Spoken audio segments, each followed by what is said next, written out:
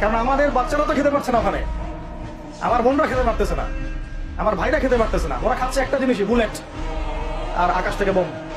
আমরা তৃপ্তি করে খাচ্ছি, একবার ফিকিরও হয় না যে এর জন্য আল্লাহ শুকরিয়া আদায় করতে হবে, আমাদের কৃতজ্ঞতা স্বীকার করা উচিত, ওদের ওদের কষ্টে আমাদের ব্যতীত হওয়া উচিত। খাবারটুকু পাঠাতেও তো পাচ্ছি না, যে আমরা সবাই 10-20 টাকা করে তুলে 1 কোটি টাকা ফান্ড একটা কালেক্ট করে পাঠাই দিব, এই সুযোগটাও তো পাচ্ছি না। এত সহজ কি ব্যাপারটা? কে যাবে, কে দিবে?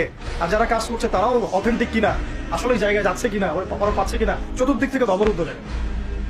আমরা সবাই মিলে আমাদের ভাই বোন শিশুদেরকে ওখানে মরার জন্য ছেড়ে দিয়েছি, এটাই সত্য কথা। এবং এর জন্য পুরা উম্মাকে জবাব দিতে হবে, পুরা উম্মাকেই জবাব দিতে হবে। সবচেয়ে বড় জবাব দিতে হবে আরবের নেতাদের, আশপাশের যারা নেতা আছে, আরবের যে নেতারা আছে, এদেরকে বিগত 70 বছর ধরে যা যা করেছে উত্তর দিতে হবে, জবাব দিতেই হবে, কোনো উপায় নাই।